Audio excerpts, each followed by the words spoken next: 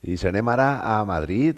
Tenim allí a Jesús Muñoz, vicepresident de l'Associació Anabit. ¿Qué tal, Jesús? ¿Cómo estás? Muy buenos días, pues un placer de nuevo estar aquí y encantado de poder informar sobre las cositas que vamos a comentar ahora del Parlamento Europeo. Ujú. Sí, vamos a poner antecedentes, si te parece también, Jesús. Anabit es una asociación sin ánimo de lucro, creada con la intención de promover, en este caso, leyes igualitarias no sexistas y fomentar también el respeto mutuo entre personas, que son los principales factores para la prevención de la violencia doméstica. ¿Cuánto tiempo lleva Anabit en funcionamiento? ¿Qué personas lo forman y lo integran? Pues nace, si no recuerdo mal, ahora como va a ser 2 años, si no ha hecho ya los 2 años y poquito. Bueno, nace con la ilusión de llenar un hueco no sé si a través de las instituciones públicas o en la sociedad, porque hay una parte de las víctimas que son invisibilizadas y que de alguna manera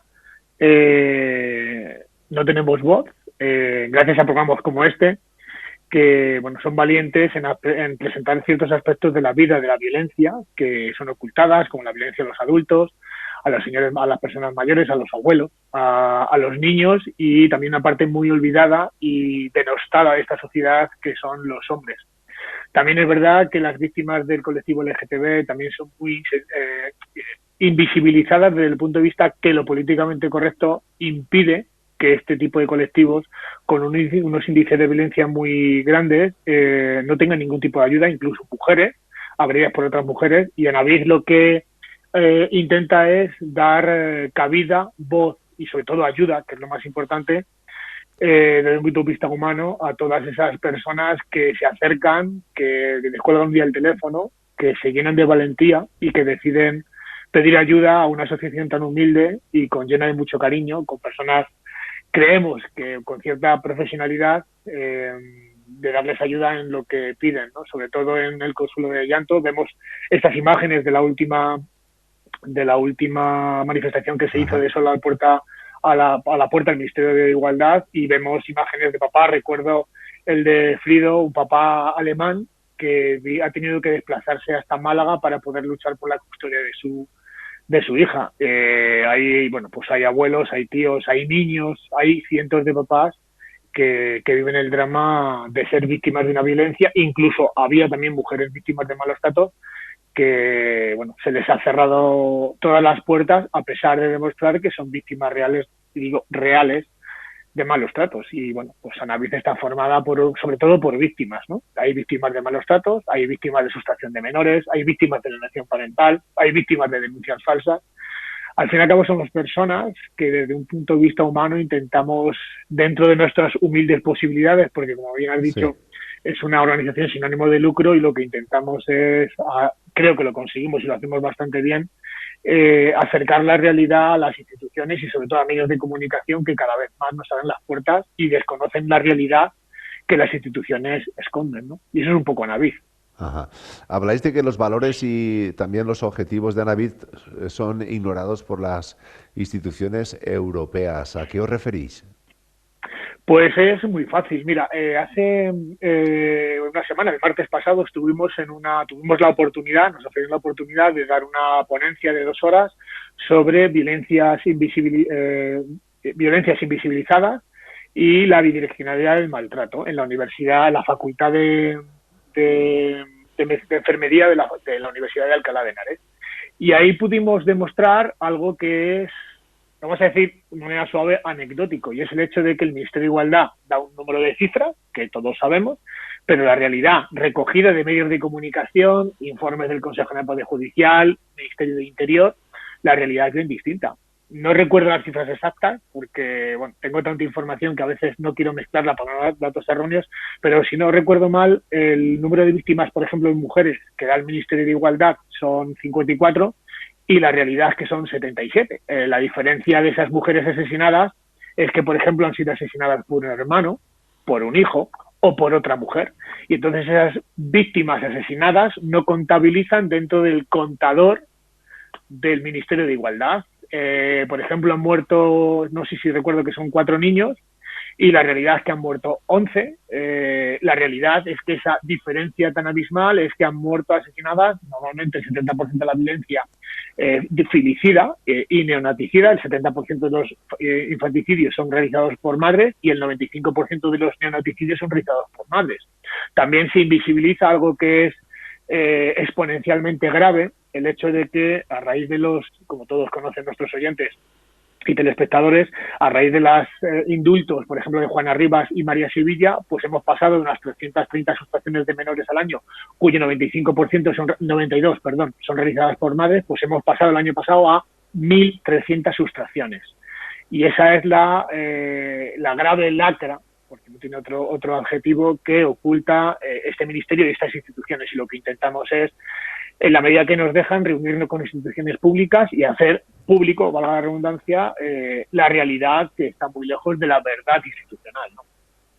Entiendo. También os habéis hecho eco de la petición de Santiago Álvarez Barón, integrante de la plataforma Ciudadanos por una Justicia Independiente. ¿Cuál ha sido el caso exactamente?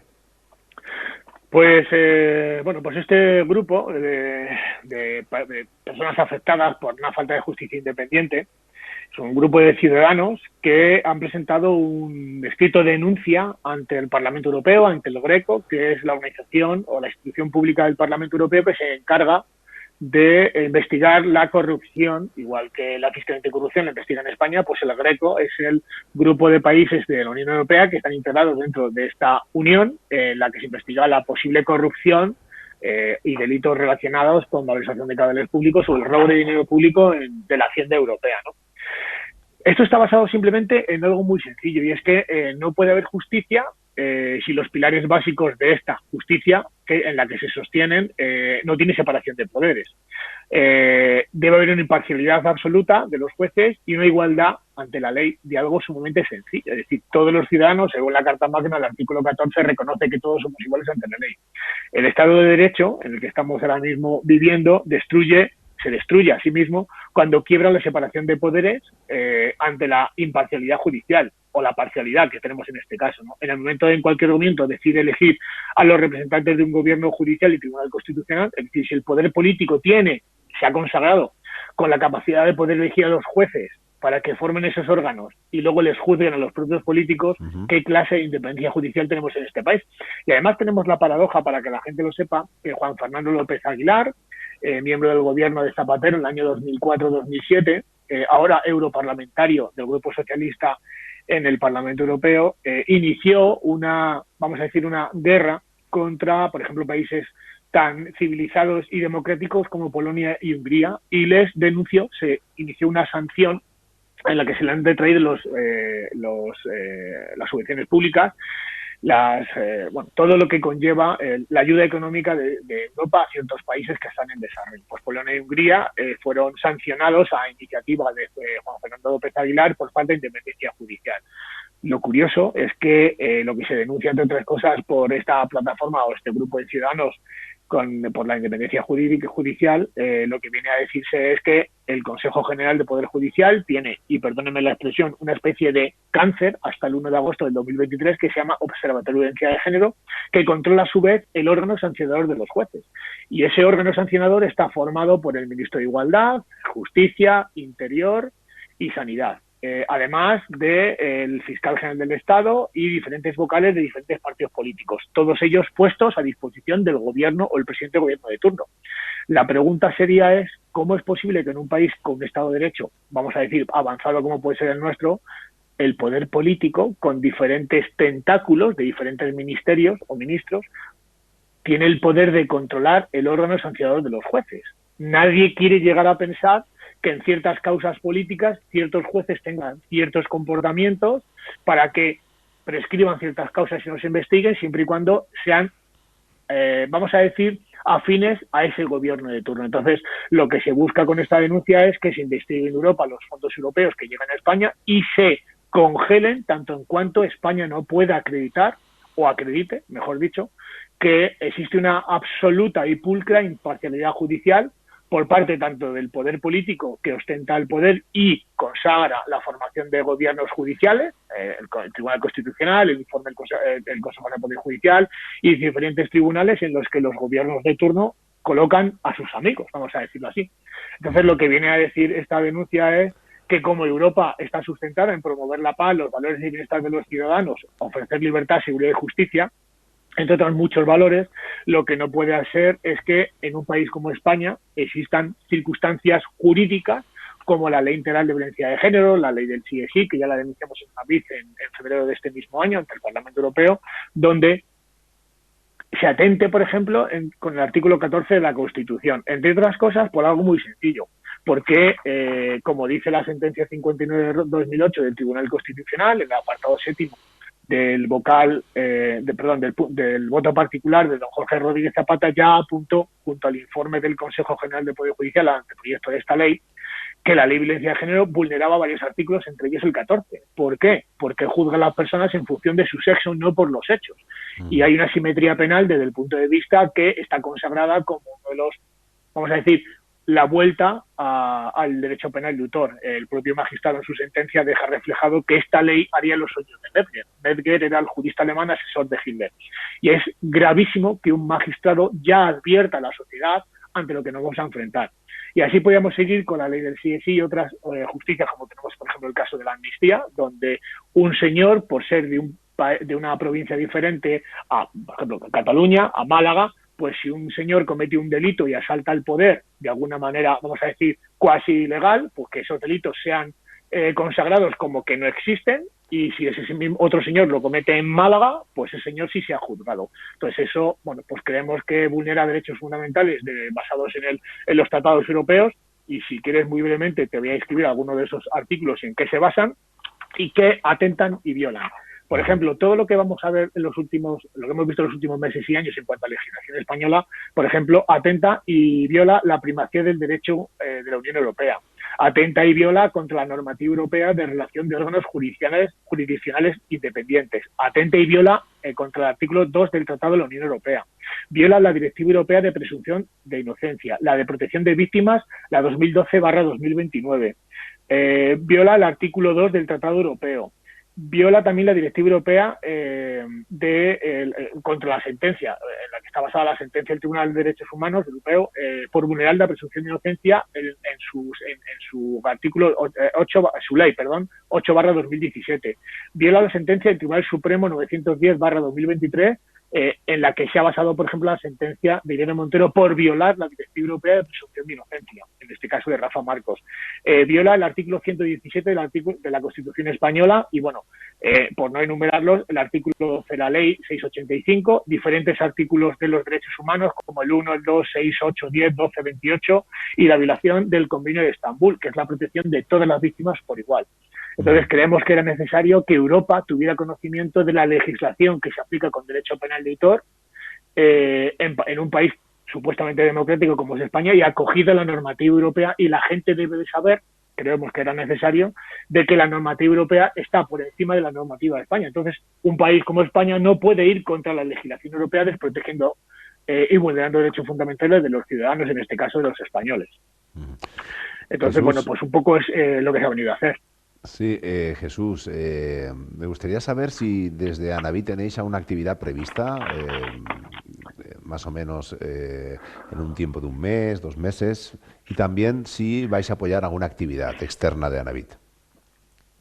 Pues sí, mira, gracias por la pregunta, porque este fin de semana en Valladolid, creo que es el domingo 17, se va a hacer una manifestación en Valladolid organizada por una de las personas que lleva también luchando hace muchos años, una mujer que se llama Isabel, y van a organizar una manifestación a lo largo de un trayecto que luego, si queréis, os paso un poco la información del lugar concreto, y es una de las plataformas de exposición pública de la vulneración de derechos, donde van a ir abuelitas, por lo que hemos dicho siempre, ¿no? Que abuelas que es muy cruel, que por la denuncia de su hijo, que termina siendo archivada sobre seguida con una libre absolución, esa abuela durante un periodo de 1, 3, 5 meses o 2 años sea privada de sus nietos.